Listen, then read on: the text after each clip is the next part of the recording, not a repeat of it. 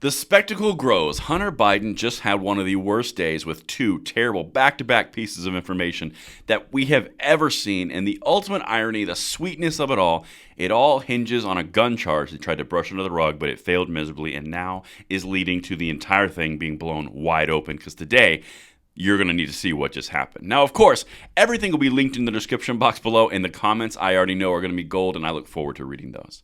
Make sure you hit that like button, subscribe to the channel, and turn the notification bell on. This needs to be shared and spread everywhere because it speaks to a hypocrisy. It speaks to an elitism that we need to continue to expose, and of course, it's got the added benefit of the fact that it's falling apart. Now, this content is brought to you by SDI, and I know a lot of you out there like to upgrade and modify your own guns. And if you're looking to turn a hobby that you love into a career that you can actually get paid for, Sonoran Desert Institute can help. Their online programs cover everything from gunsmithing to ballistics, woodworking and finishes, shooting, sports management, and more. Plus, all the tools and materials are shipped directly to your door. There's never been a better time to turn that hobby into a career that you'll love, so what are you waiting for? There's a link in the description box below, and thank you so much to SDI for making this content possible. But now, my brothers and sisters, something that we've been covering over the last 4 or 5 days, and honestly 3 or 4 months, ever since Biden tried to use the Bruin decision to get him off the hook, and that didn't work. So then he got a special sweetheart deal from the Delaware U.S. attorney. Then that fell apart because the judge had some questions. Well, now there's another wrinkle. And again, this is a pretty bad day if you're Hunter. Check this out.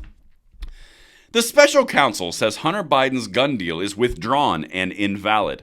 Well, that leaves little to the imagination. Now, of course, remember, the Biden attorney said that, well, nanny, nanny, boo-boo, so bad, so sad, you already signed it, so we get off scot-free. And the little amendment where we get immunity forever because Hunter Biden clearly can't be brought up on charges for drugs and felony tax evasion and foreign lobbying charges because that would just be uncomfortable during a presidential campaign. So that's still in place, right? Yeah, nah, boo. No, it's not. In fact, listen to this, and then I'm going to show you the fallout of this decision. This all broke today. Special counsel David Weiss said the deal his team previously reached with Hunter Biden to resolve a felony gun possession charge was never approved by a probation officer and is not binding.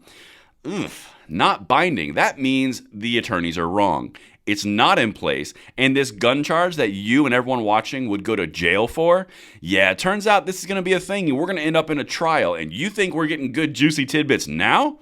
Oh, just wait, particularly since that timing will line up roughly around a presidential election. But let's continue. The Justice Department prosecutor said in a court filing on Tuesday that the diversion agreement to be legally binding, it would have had to be signed by a probation officer at last month's court hearing in Delaware, which of course it was not. Didn't work out. Let's continue. Excuse me. In sum, because Ms. Bray, acting in her capacity as the chief United States probation officer, did not approve the new withdrawn diversion agreement, it never went into effect, and therefore none of its terms are binding on either party, prosecutors wrote. Biden's lawyers on Sunday said they believed an agreement to resolve a felony gun possession charge was valid and binding. We covered that. The filing states that negotiations to amend the plea deal continued after the court hearing on July 26, when a federal judge declined to accept a plea agreement on 2 tax charges, which of course is what started this entire fiasco. That's why we've been covering it, because it's about a gun charge, and when his father, being the president, going after gun rights, it makes it a thing. Now, that was just the first part of bad news today. Here's the second one. Attorney is dropping representation of Hunter Biden. So they didn't get their way, and the legal agreement, plea deal, diversionary agreement, didn't get to stand, and it's not binding. So then the attorney goes, okay, Hunter, I'm out. I tried my best. Oh, man. All right, let's continue. Christopher Clark, a high-profile litigator, is withdrawing because he might be called to testify in the case, which appears headed for a criminal trial. So we not only have the lead attorney bouncing out, we also have him being called to testify in a potential trial that's coming. Oh, man. Hunter Biden's lead attorney defending him in a federal criminal investigation will stop representing him because he could be called as a witness in the case as plea negotiations broke down, according to a Tuesday morning court filing, and that was today. Listen to this. Negotiations for a plea deal are now at an impasse, according to David Weiss, the prosecutor who has looked into Biden's taxes for years. Attorney General Merrick Garland on Friday granted Weiss special counsel status. Quote, "It appears that the negotiation and drafting of the plea agreement and diversion agreement will be contested, and Mr. Clark is a precipient witness to those issues," Biden's team wrote in a court filing. "It is inadvisable for Mr. Clark to continue as counsel in this case." So on one day, Hunter Biden not only gets the slap across the face from the U.S. District Attorney saying, yeah, this is not binding, this is not a plea deal, it's gone, bye-bye, see you later, see you in court.